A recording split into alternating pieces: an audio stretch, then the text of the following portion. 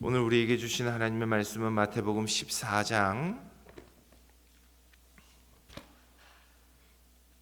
22절부터 33절까지의 말씀입니다. 마태복음 14장 22절부터 33절의 말씀, 우리 다 함께 한 목소리로 읽습니다. 살아계신 하나님의 말씀입니다.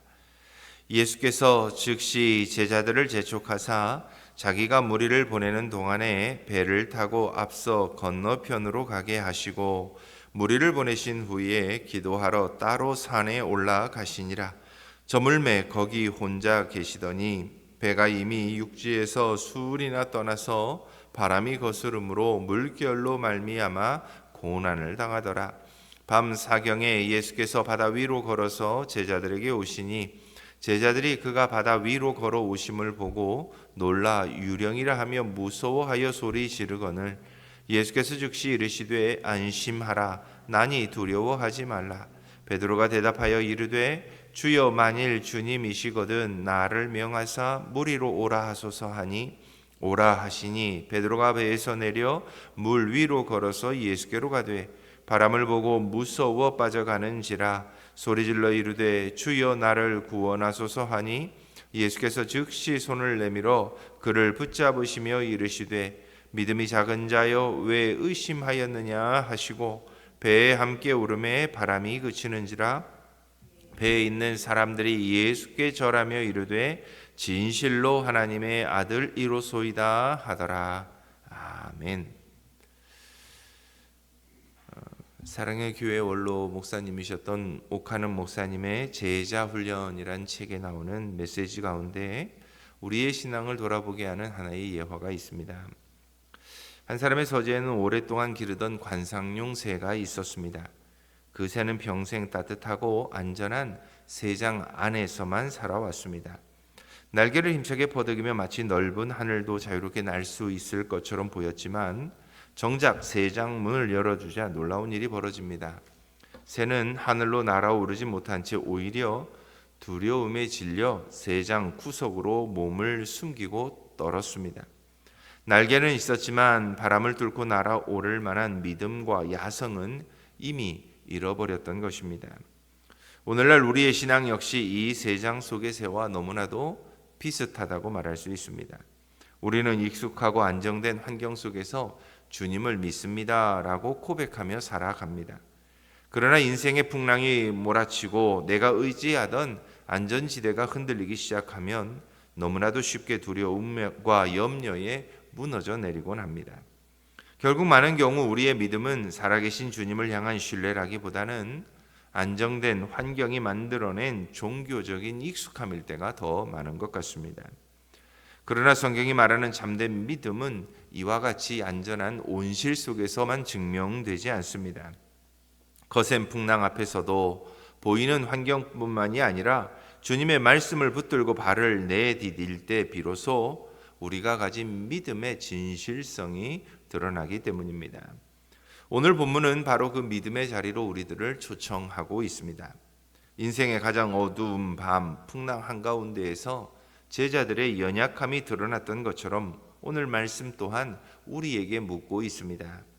너는 지금 무엇을 바라보며 있느냐? 흔들리는 풍랑인지 아니면 풍랑 위를 걸어오는 예수님이신지를 우리에게 묻고 있습니다. 이 새벽 두려움과 자기 확신을 내려놓고 오직 주님께만 시선을 고정할 수 있는 저와 여러분들이 다 될 수 있기를 소망해 봅니다. 오병이어의 기적 이후에 예수님께서는 제자들을 서둘러 배에 태워 건너편으로 보내십니다. 이는 기적을 경험했던 많은 사람들이 예수님을 붙잡아 자신들의 왕으로 세우려고 했기 때문입니다. 예수님께서는 이런 많은 사람들의 열광 속에서 제자들의 시선을 세상적 기대와 욕망으로부터 분리시키기 위해 서둘러 그들을 바다 건너편으로 보내십니다. 제자들은 주님의 말씀에 순종하여 기꺼이 바다로 나아갑니다. 그런데 그 순종의 결과로 그들을 기다리고 있던 것은 평탄한 항해가 아니라 거센 풍랑이었습니다. 본문 24절은 배가 이미 육지에서 수리나 떠나서 바람이 거스름으로 물결로 말미암아 고난을 당하더라라고 기록합니다. 여기서 고난을 당하다라고 하는 이 표현은 단순히 조금 힘들다라는 정도가 아닙니다.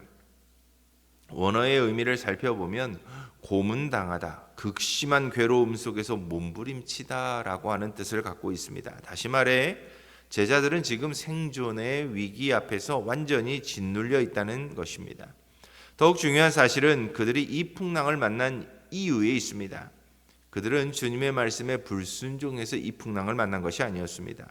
오히려 주님의 말씀에 순종했는데 풍랑을 만나게 되었습니다.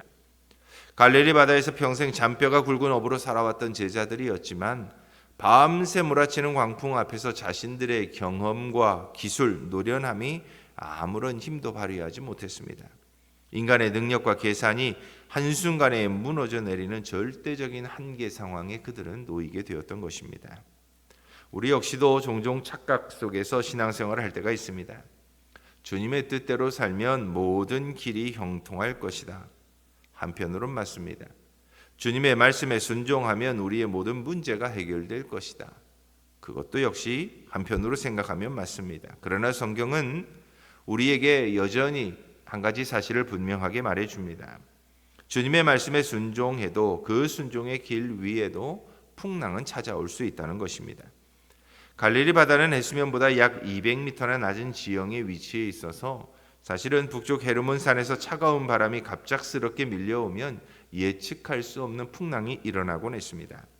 우리 인생도 마찬가지입니다. 주님의 뜻대로 살아가고 있지만 여전히 내 삶 속에 예상하지 못했던 질병과 경제적인 위기와 다양한 어려운 상황들이 우리의 삶의 자리에 일어날 수 있습니다. 그러나 바로 그 순간 우리가 반드시 붙들어야 하는 진리가 하나 있습니다. 그것은 제자들이 바다 한가운데서 죽을 힘을 다해 노를 젓고 있을 때에 예수님은 산 위에서 홀로 기도하고 계셨지만 다른 복음서의 기록에 따르면 주님은 제자들이 힘겹게 노젓는 그 모든 상황을 바라보고 계셨다라고 기록하고 있습니다. 다시 말하면 제자들은 주님이 자신들을 완전히 떠나고 자신들의 삶과 전혀 관계가 없다고 생각했지만 주님의 시선은 단 한순간도 바다를 건너가고 있는 그들의 삶의 자리를 떠나신 적이 없다는 뜻입니다. 이것이 오늘 본문을 통해 우리가 인생의 밤바다에서 방향을 잃고 흔들릴 때에 붙잡아야 할 분명한 진리입니다. 주님은 결코 우리의 삶에서 멀리 계신 분이 아니라 우리의 고난의 상황에서도 가장 가까이에서 우리를 바라보시며 친히 중보하고 계신 대제사장이심을 분명하게 말해주고 있기 때문입니다. 지금도 주님께서는 말씀하신 대로 하나님 보좌 우편에서 자기 백성들을 바라보시며 친히 간구하고 계십니다. 주님의 뜻에 따라 사명을 위해 세워진 지상 교회도 교회의 역사를 살펴보면 끊임없이 풍랑 가운데 있었습니다. 세상의 조롱과 핍박, 거짓과 타협의 바람은 교회를 단 한순간도 그대로 놔둔 적이 없습니다. 그러나 교회의 머리 되신 주님은 단 한 번도 교회를 홀로 이 땅 가운데 버려두신 적이 없습니다. 주님의 중보와 주권은 언제나 교회를 붙들고 계셨고 교회는 끊임없이 주님의 그 돌보심 가운데서 지금까지 그 명맥을 세상 가운데서 이어오고 있습니다. 사랑하는 성도 여러분, 오늘 하루도 우리 앞에는 각자의 밤 사경 같은 시간이 찾아올 수도 있습니다. 내 힘으로는 해결할 수 없는 문제와 이해할 수 없는 상황 속에서 밤새 노를 젓듯 지치고 흔들리는 삶일 수도 있습니다.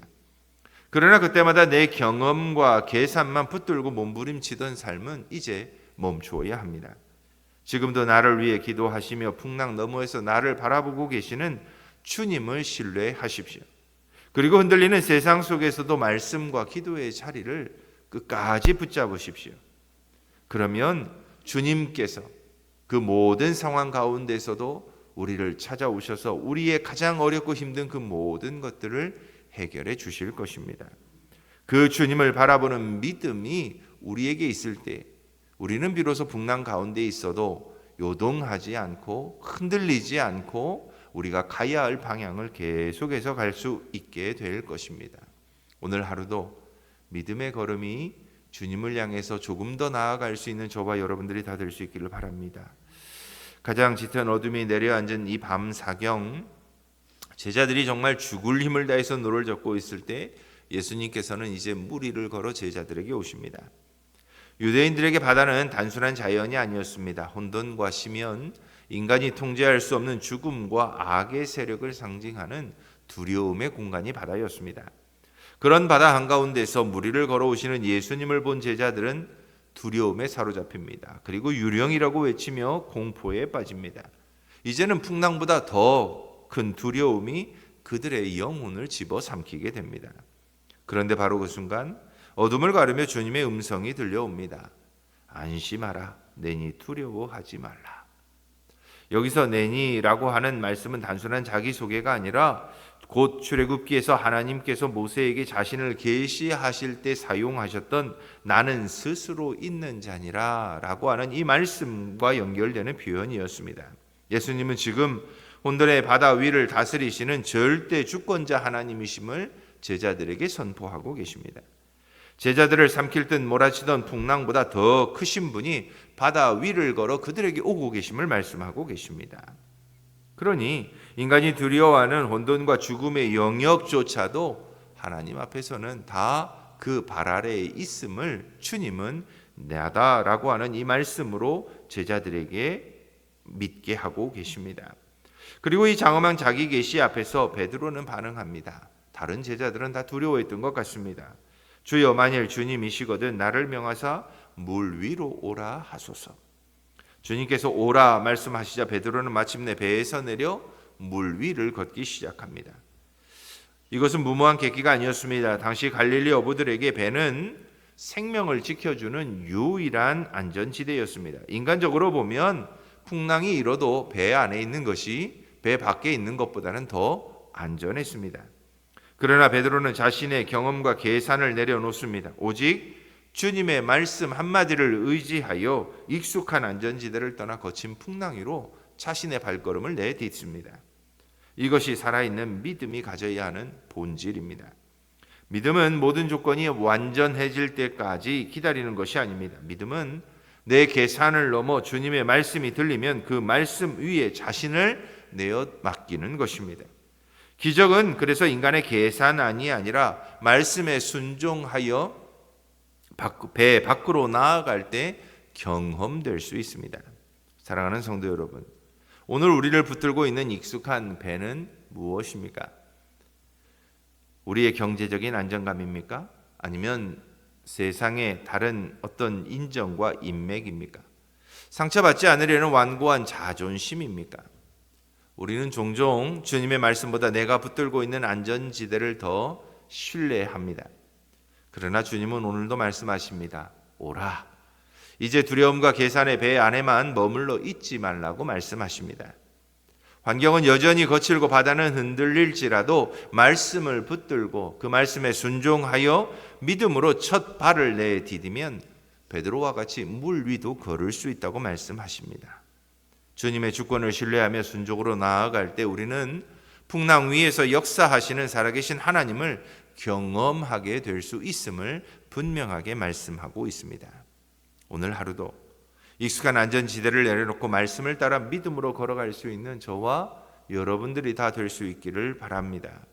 어찌 보면 익숙한 안전지대에 머물러 있는 것이 더 나은 것 같아도 때로는 말씀에 순종하여 그 안전지대를 벗어나 배 밖으로 한 걸음을 내딛는 믿음의 걸음이 우리의 삶에 더 큰 믿음의 역사를 가져온다는 것을 꼭 기억하는 저와 여러분들이 다 될 수 있기를 소망해 봅니다.